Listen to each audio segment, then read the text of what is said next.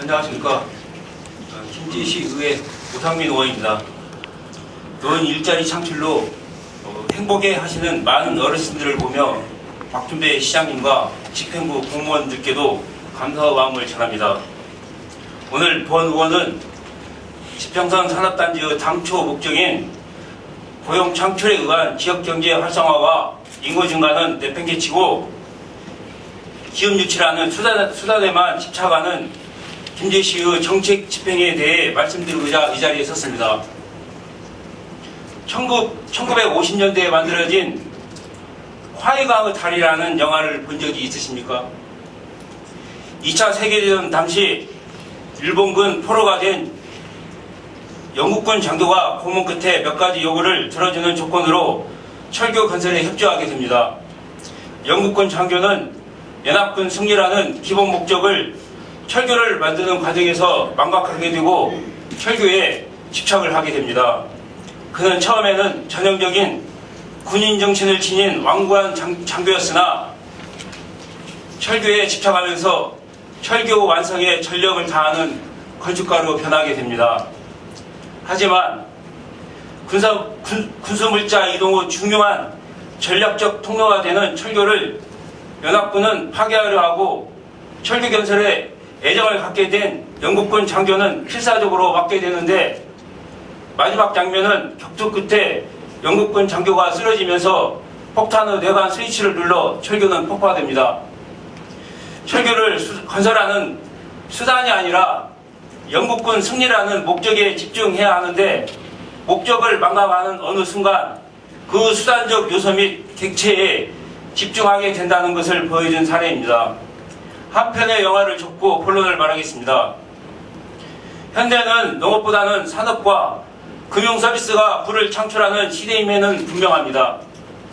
김제시는 전형적인 농업 중심 도시로 경제적 소득이 좋고 청년 인구의 타도시로 전출과 농업 인구 고령화 그리고 저출산의 국가적인 문제로 인구가 급격하게 감소하여 활력이 떨어지는 도시로 전락하였습니다.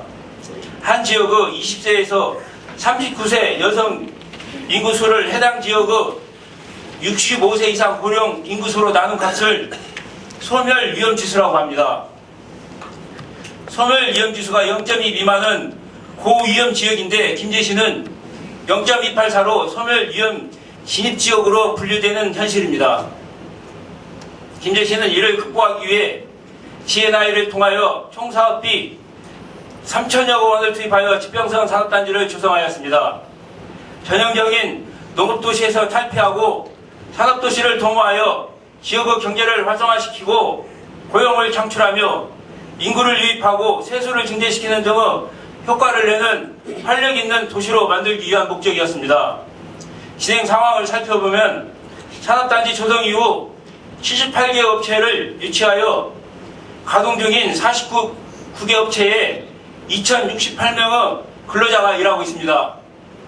2018년 한 해 동안도 지평선 산업단지는 16개 기업과 계약을 체결하여 1721억 원의 투자액과 533명의 고용 창출이 예상됩니다.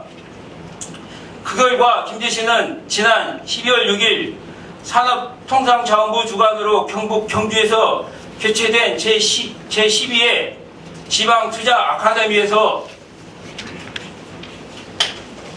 지방투자 우수지자체로 선정되었습니다. 2015년부터 연속 4년째 우수지자체로 선정되어 2019년도에 국비 5% 가산 지원도 받습니다. 김제시가 이러한 성과를 내며 기업하기 좋은 도시로 선정되어 정부로부터 많은 예산을 확보하고 있습니다. 그런데 그 안을 들여다보면 마냥 좋아할 일은 아닙니다. 먼저 지평선 산업단지의 고용 창출에 대해 살펴보겠습니다. 산업단지 조성 이후 2068명의 고용 창출이 이루어졌다고 하지만 지평선 산업단지에 입주한 기업의 직원은 대부분 김제에 거주하는 사람이 아니며 김제에 거주하는 직원 수에 대한 정확한 통계 수치도 없는 상황입니다. 집행부는 37% 정도가 김제에 거주하는 사람이라고 주장하고 있지만 정확한 수치가 아니라 기업에게 물어본 것이라고 밝혔습니다. 18%라는 주장도 있습니다. 누가 봐도 이러한 수치는 김제시의 예산으로 타 지역의 주민을 위해 쓰고 있는 실정이라고 생각할 것입니다. 또한 지평선 산업단지에 입주한 기업이 김제 지역 내의 다른 기업에 도움을 주거나 시너지 효과를 내는 것도 없습니다. 지평선 산업단지가 조성되어 김제 시민의 살림살이가 나아졌다고 느끼는 시민은 아무도 없을 것입니다. 지방투자 촉진 보조금과 시설투자, 분양가 보조금 등 57개 업체에 535원의 보조금을 지원하여 기업을 유치한 집행부에게 누구를 위해 기업을 유치하는지 묻지 않을 수 없습니다. 기업을 위해서입니까? 아니면 김제 시민을 위해서입니까?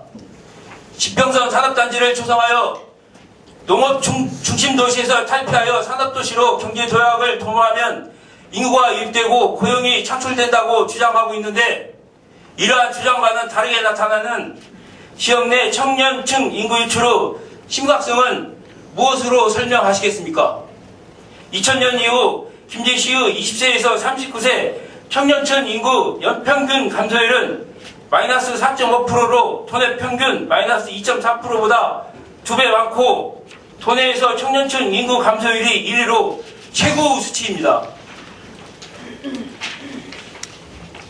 집행부는 세수 증대에 대해서도 언급하였는데 현재 세수 수입은 없으며 오히려 5년간 기업에 지원한다고 하였습니다. 지역 경제를 활성화시킨다는 주장 또한 황당하기만 합니다. 현재 김제시가 성장하고 있는 도시인지 후퇴하고 있는 도시인지 지역 내 총체적인 경제 상황을 알려주는 경제지표인 지역 내 총생산에 대한 조사를 한 적이 없어 통계 수치도 모릅니다. 집행부는 우리 시민과 의원님들은 지금 당장의 효과를 보고 말하지만 행정이 볼 때는 10년 정도 후에 효과가 나타난다며 서로 시각 차이가 있다고 말합니다. 그런데 현재의 청년 인구 유출과 지역 경제의 상황 그리고 고용 창출의 효과를 보면 김제시 집행부의 주장은 전혀 신빙성이 없어 보입니다. 게다가 민선이기 때문에 10년 후에는 설계는 했어도 결과는 책임지지 않아도 된다는 것입니다. 10년 정도 후에 결과가 나타난다는 주장은 너무 무책임한 설득이지 않습니까?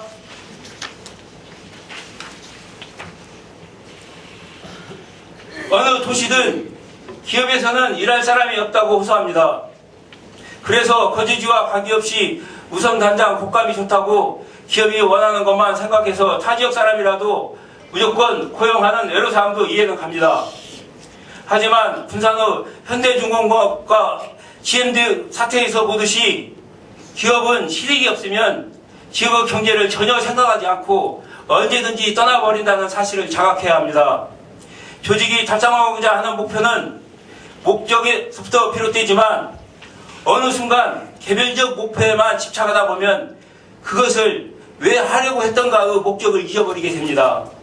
지평선 산업단지 내의 기업에 김제 시민이 없다는 것은 인구를 유입하고 고용을 창출하여 지역 경제를 살리겠다는 목적은 잊어버리고 기업 유치라는 수단적 목표에만 집착한 결과입니다. 그 많은 예산을 들여 지평선 산업단지를 조성한 목적이 무엇인지를 망각하고 사업이 진행된다면 그 피해는 고스란히 김제 시민에게 돌아갈 것입니다. 김제시는 지평선 산업단지 조성의 목적이 기업을 위한 것인지 우리 김제 시민을 위한 것인지부터 분명하게 다시 인식하길 바랍니다. 지평선 산업단지 내의 기업에 종사하는 김제 시민의 통계 수치부터 정확하게 파악하시길 바랍니다. 김제시에서는 일할 사람 구하기 어렵다면 그에 대한 방안을 찾아야 합니다. 산업단지에 입주기업이 필요로 하는 청년층의 근로자가 양성될 수 있도록 교육 및 취업 제도를 정비하고 마련하는 것도 좋은 방법입니다. 산업단지 입주기업과 김제지역의 중소업체가 협력을 가질 수 있는 협의체 구성도 만들어야 합니다. 청년 인턴 사원제 등 청년층 인구 유입에 관련된 정책을 더욱 보강하고 개발해야 합니다. 그 정책은 기업의 요구 내지 시장님과 집행부의 생각만을 반영한 정책이 되어서는 안 됩니다. 김제시 청년들이 요구하고 생각하고 있는 것을 녹여서 조화롭게 반영하는 정책을 수립해야 합니다. 생산 능력이 뛰어난 청년층 인구가 많아야 활력 있는 도시가 됩니다. 또한 생산 인구인 청년층은 부양 능력이 뛰어나 청년층이 많아지면 늘어나는 노인층 인구에 대한 복지도 더 나아질 것입니다. 2008년 대비 2017년 김제시의 10세에서 39세의 청년층 인구는 31%나 감소했습니다.